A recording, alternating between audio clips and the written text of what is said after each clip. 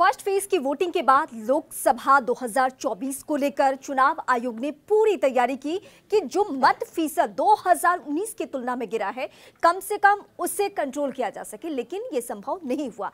Final आंकड़ा second phase का भी जारी हो चुका है और उसके मुताबिक जो थोड़ा बहुत फर्क है वो मैं इस वक्त आपको बताती हूँ। पहले फेज में वोटिंग फीसद 66.1% और दूसरे में 66.7, मतलब बहुत ज़्यादा बढ़ोतरी नहीं। हालांकि मौसम का हवाला दिया गया कि गर्मी बहुत है, प्रचंड गर्मी है, इसकी वजह से ऐसे हालात बने हुए हैं कि लोग नहीं पहुंच रहे हैं मतदान करने के लिए। और इस बीच सियासी पार्टियों ने अलग अलग एंगल निकाला। कांग्रेस पार्टी सहित तमाम विपक्षी खेमे ने कहा कि उदासीनता है, लोग उत्साहित नहीं है इसलिए वोट कास्ट करने नहीं जा रहे, एंटी इनकम्बेंसी है।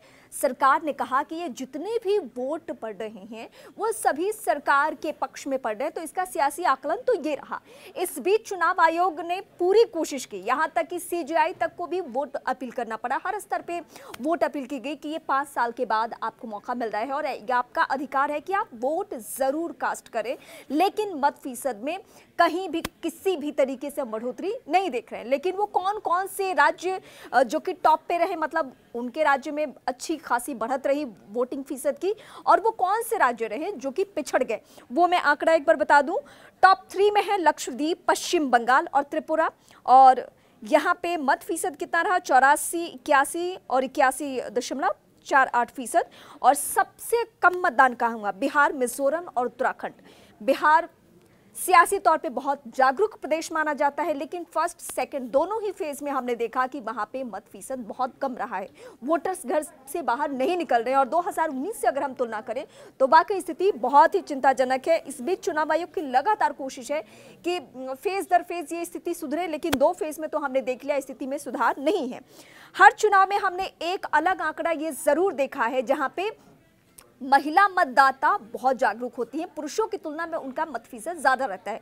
इस बार वो भी रिकॉर्ड टूट गया, महिला वोटर्स भी उदासीन रही। हालांकि 102 में से, यानी फर्स्ट फेज में 102 सीटों पर जो वोटिंग हुई थी उसमें 43 ऐसी सीटें थी जहां पे महिलाओं का मत फीसद पुरुषों की तुलना में ठीक रहा। लेकिन ये स्थिति बहुत बेहतर आप नहीं कह सकते हैं, अभी भी इसे उदासीन रवैया ही आप कह सकते हैं।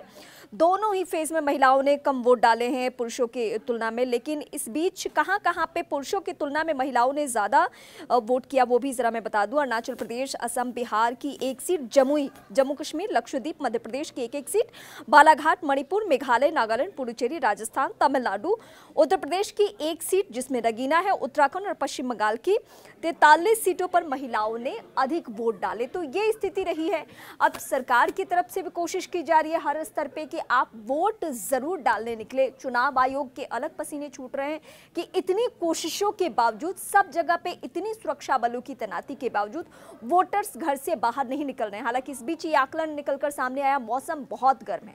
इस गर्म मौसम को देखते हुए बाकी के जो भी चुनाव हो, जब भी हो अगले 5 साल बाद, तो कम से कम ये मई, जून या फिर अप्रैल का महीना नहीं चूज किया जाए, क्योंकि वोटर्स को वाकई बहुत दिक्कतें हो रही है। और सिर्फ वोटर्स ही नहीं, कई जगहों पे तो राजनेताओं की भी हालत खराब है, उनको भी जाकर वोटर्स के पास पहुंचने और उन तक अपनी बातें पहुंचाने में दिक्कतें आ रही है, क्योंकि मौसम बहुत खराब है।